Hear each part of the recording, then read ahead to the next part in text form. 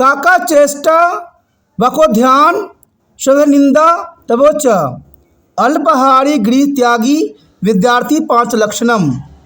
यानी देखा जाए तो विद्यार्थी के 5 लक्षण यहाँ विद्यमान होना चाहिए। अगर आप विद्यार्थी हो तो आपके अंदर ये 5 लक्षण होना चाहिए। अगर आपके पास ये 5 लक्षण नहीं है तो आप अपने आप को विद्यार्थी नहीं कह सकते। अगर हम प्रथम लक्षण की बात करें, कौवे की तरह चेष्टा, यानी कौवे की तरह चेष्टा। आपने कभी कौवा को देखा है? कोई चीज़ अगर नीचे रहता है, खाने वाले चीज़, तो बार बार उस पर कोशिश करता है, बार बार कोशिश करता है और उसको पा लेता है। जैसे कहावत है, कृत कृत अभ्यास ते जरमती हो सुजान, रस्सी आबद जात तो सिल पे परत निशान। यानी बार बार चेष्टा करने से वो चीज़ें हमें बहुत ही आसानी से प्राप्त हो जाता है। आप लोग क्या करते हो, कोई पेपर एक बार अटैम्प्ट करते हो, असफल हो जाते हो, नकल नहीं होती है तो सोचते हो कि आपको कुछ आता ही नहीं है, और जो है बोरा बिस्तर बांध के जो है आराम से कोई जॉब या कोई ठेले पर काम पकड़ लेते हो, दुकान में काम पकड़ लेते हो और अपना जीवन चलाने लग जाते हो। लेकिन दोस्तों, इससे आपको वो कामयाबी नहीं मिलेगी जिसकी आप सपना देखे थे, जिसकी ख्वाब था आपका। क्योंकि बार बार कौवे की तरह चेष्टा हमें करना है, सबको अपने दृष्टि में आकर्षित करना है, त्वरित करना है, निरीक्षण करना है, अपनी क्षमता को बताना है कि हम बार बार कोशिश करेंगे तो कामयाबी ज़रूर मिलेगा। मैं भी कभी कभी हताश हो जाता हूँ, लेकिन सोचता हूँ कि हताश होने से जीवन की वो लक्ष्य प्राप्त नहीं होगा जो मैंने सपने देखे हैं। क्योंकि जो सपना देखता है वो हमेशा कोशिश करता है।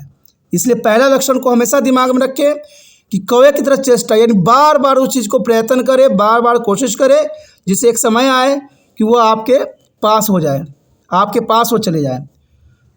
दूसरी बात अगर हम बात करें, दूसरी जो रहेगा, बगुले की तरह ध्यान। कहते हैं बगुला, आपने देखा ही होगा, पानी में एक टांग पे खड़ा रहता है।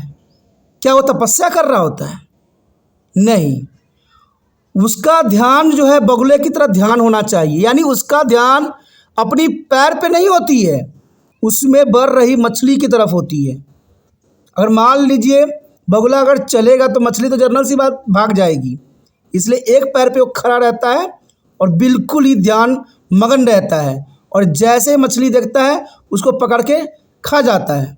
तो इसका मतलब ये हुआ, आपके अंदर ये लक्षण होना चाहिए कि आपका ध्यान बिल्कुल ही अपने पढ़ाई पे फोकस होना चाहिए, और जो भी शब्द आपको अच्छे नज़र आ रहे होते हैं उसको फटाफट कॉपी पे लिख लेना चाहिए। क्योंकि हम जानते हैं एक बात, जब एग्ज़ाम आएगा तो पूरा किताब लेके आप नहीं पलटिएगा, सिर्फ वही महत्वपूर्ण शब्दों को ध्यान में रख के आगे एग्ज़ाम लिखिएगा। तो इसलिए आपको जो बगुलों की तरह ध्यान होना चाहिए कि आपका जो ध्यान है, कहीं से भी कुछ भी सुनते हो उसमें से महत्वपूर्ण बात आप उसमें से नोट कीजिए। सिर्फ आप लोग एक कमेंट कर देते हो कि समझ तो कुछ नहीं आया, लेकिन जो समझाने का मकसद होता है टीचरों को, वो आप नहीं समझ पाती हो। आजकल आपको आकर्षण उन चीज़ों में अधिक होता है जो कहते हैं अश्लीलता से परोसी जाती है, उसमें ध्यान बहुत ज़्यादा आकर्षित होता है आपका। लेकिन जहाँ पर ज्ञान की बातें कही जाती है उस पर बिल्कुल भी आपका ध्यान नहीं होता है, और ये आप भी जानते हो, और जो वीडियो देख रहे हैं उन सब बातें जानती हैं कि हमारी बातें जो है बहुत ही महत्वपूर्ण है। तीसरी बात अगर हम ध्यान दें तो कुत्ते की तरह नींद। कहते हैं यहाँ पर जानवर भी बहुत कुछ हमें सिखाते हैं। कहते हैं जितना वफादार कुत्ता होता है उतना तो इंसान भी नहीं होते। तो हमें कुत्ते की तरह नींद होना चाहिए।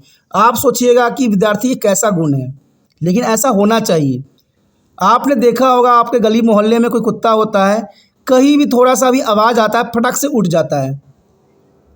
इसका अर्थ आप समझते हो क्या होना होगा कि जैसे ही आप सोए हुए हो और आप एक विद्यार्थी हो, कहीं से भी थोड़ा सा आवाज़ आया, फटाक से उठ के बैठ जाओ, किताब लो और पढ़ने लग जाओ। क्योंकि नींद छोड़ोगे तभी कामयाबी आपको पीछे पड़ेगा। आप नींद नहीं छोड़ोगे तो कामयाबी कहाँ से पीछे पड़ेगा।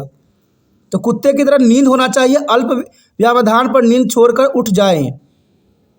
यानी अगर आप सोए हुए हो तो फटाक से उठ जाओ और उठ के पढ़ने लग जाओ।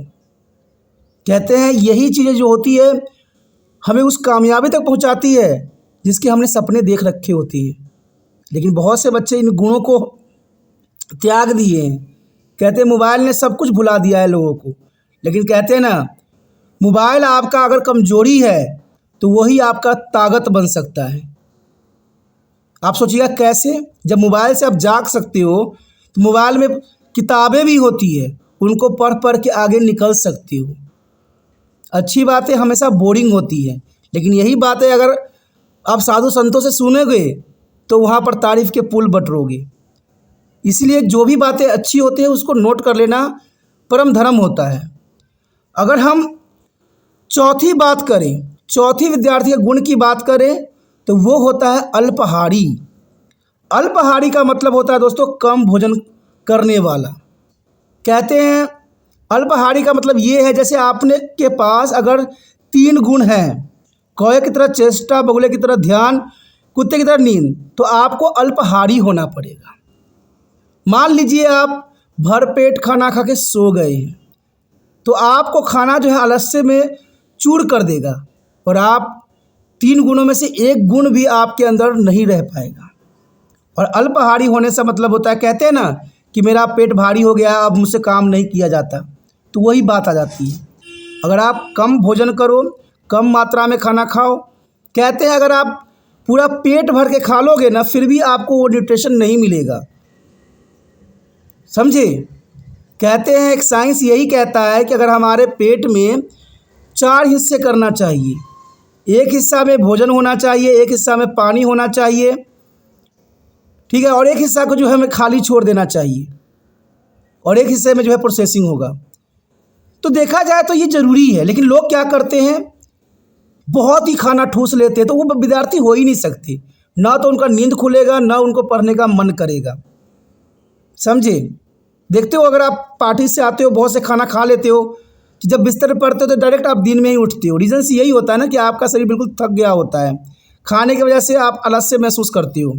इसलिए जो विद्यार्थी हैं जो अपना जीवन को उच्चम कोटि तक पहुंचाना चाहते हैं उनको अल्पाहारी होना चाहिए, क्योंकि कम खाने से भी हमें उतना ही न्यूट्रिशन मिलता है जितना हम अधिक खाना खाते हैं। कुछ ये भी सोचते होंगे कि अधिक खाना खाने से अधिक न्यूट्रिशन मिलता है, तो शायद आपने साइंस की कोई रूल रेगुलेशन पढ़ा नहीं है। भोजन से हमें उतना ही कैलोरी मिलती है जितनी हमें बॉडी को चाहिए होता है, बाकी हमारा वेस्ट हो जाता है। आहार श्रृंखला तो आपने पढ़ा ही होगा। आहार श्रृंखला में इसी बात को दर्शाया जाता है कि अगले न्यूट्रिशन तक जो है 10% कम होता जाता है। पढ़ा है ना आपने? तो ये बात आपको ध्यान होना चाहिए कि आपको अल्पाहारी होना चाहिए। तो ये तो चौथी बात थी जो महत्वपूर्ण है। 5वीं और महत्वपूर्ण बात कि एक विद्यार्थी का ये गुण होना चाहिए गृह त्यागी। गृह त्यागी का मतलब होता है अगर आप विद्यार्थी जीवन जी रहे हो और कहीं आपको जाना पड़ जाए तो ये नहीं कि आप मोह माया में पड़ के घर में ही रह जाओ, तो ऐसे में आपको कामयाबी की वो लक्षण नहीं मिलेंगे। यानी अपने घर और माता पिता का अधिक मोह नहीं रखना चाहिए, क्योंकि हम विद्यार्थी हैं, हमें अपने जीवन को बेहतर से बेहतर बनाने के लिए हमें आगे जाना पड़ेगा। और हम आगे जब तक जाएंगे नहीं तब तक हम अच्छा बनेंगे नहीं, और अच्छा नहीं बनेंगे तो हम माँ बाप को नहीं देख पाएंगे। क्योंकि माँ बाप का भी यही इच्छा होता है कि बच्चे आगे जाएं और अपने आप को उस मुकाम तक पहुँचाएं जिससे माता पिता का नाम रोशन होता है। लेकिन जब बच्चे नाम रोशन कर लेते तो माँ बाप को भूल जाते, लेकिन ऐसा नहीं करना चाहिए। गृह त्यागी बनो लेकिन अच्छे कर्म के लिए। कहते हैं मोह माया का छुटकारा पाओ लेकिन अपना जीवन संवारने के लिए। ये नहीं कि मोह माया त्याग देने का मतलब ये नहीं रह जाता है कि आप लोग अपनी दुनिया में खो जाओ, ऐसा नहीं होता है। हमें कहते हैं ना इन 5 गुणों को साथ में रह के अपने जीवन को जो है निर्वाह करना चाहिए। और जिन बच्चों में ये 5 गुण हैं उनको कामयाबी सदैव कदम चूमेगी और वो हमेशा वो उस लक्ष्य तक पहुंच जाएंगे जिस लक्ष्य के उन्होंने सपना देखा है। और ऐसा हर एक विद्यार्थी को होना चाहिए। और मुझे विश्वास है कि ये वीडियो देखने के बाद आप ज़रूर इन 5 लक्षणों को जो है अपने अंदर सिमटो को बनाओगे, करोगे, अभ्यास करोगे, जिससे आप भी बन सको वो विद्यार्थी जो हमारे देश में आज खो गए हैं।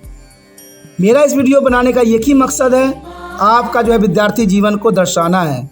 और मैं दर्शाने में तभी कामयाब होऊंगा जब ये वीडियो हर एक बच्चे तक पहुंचेगा, हर एक माता पिता तक पहुंचेगा, हर एक व्यक्ति तक पहुंचेगा। तो इस कोशिश में आप भी लगिए और मैं भी लगता हूं। हम अगले वीडियो मिलेंगे कुछ नए टॉपिक के साथ।